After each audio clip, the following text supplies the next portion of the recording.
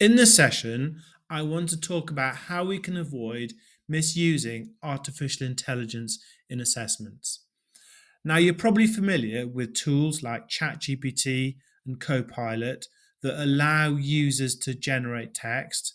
That's what I really want to focus on in this session and how we can use those tools in an appropriate way when we're completing assessments. Now, to begin with, let's just cover a little bit about what we mean by artificial intelligence. Well, that's a technology that enables machines to perform really complex tasks, much more complex than in the recent past, that typically require human intelligence.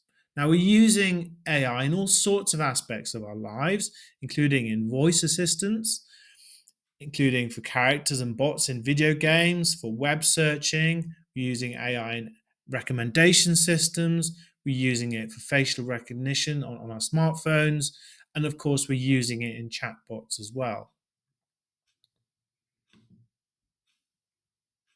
Now, in particular, I want to focus on generative artificial intelligence. So that is tools that are able to generate text, able to generate images, and able to generate music. We need to ensure that we're using these tools in a suitable and appropriate way within our assessments. Because any misuse of AI in assessments can lead to trouble. When we talk about misuse of AI, what we're really talking about is using the work created by the generative artificial intelligence and saying that that's your own work. Now, we say that that is plagiarism, and that is, of course, cheating. The penalties for this can be really, really severe. So you can be disqualified from the qualification.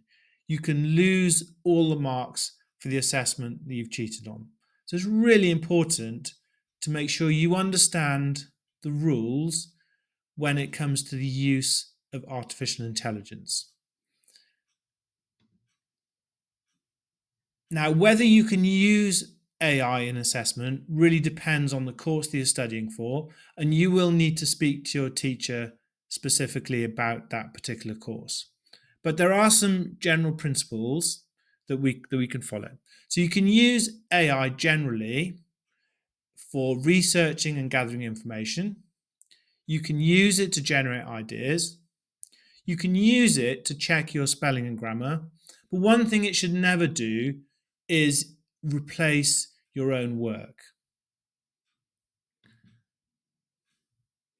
Now, if you do use artificial intelligence, you need to make sure that you are referencing it correctly.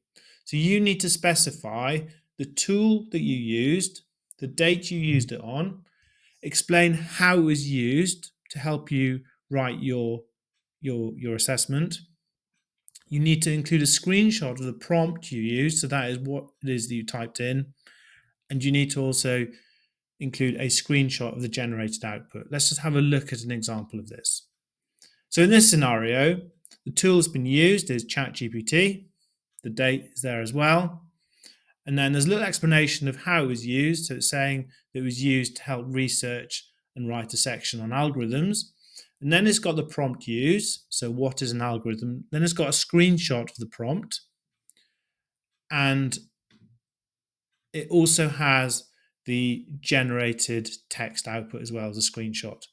Now, if you use AI a lot in an assessment, you may end up with quite a lot of text generated.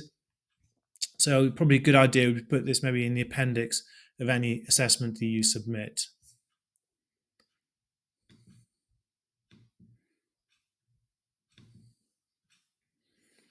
So in summary then, don't just use content produced by the AI. Even if you reference it, you just use the content, you're not really going to get any credit for that because it's not you that's produced that work.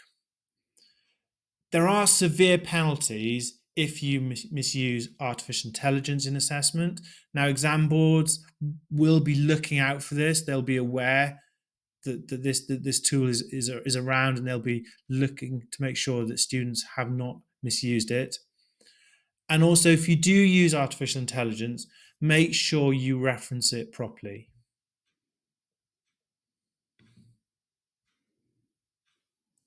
Now, it'd be really good now to have a go at this quiz and see how much of that session that you've understood.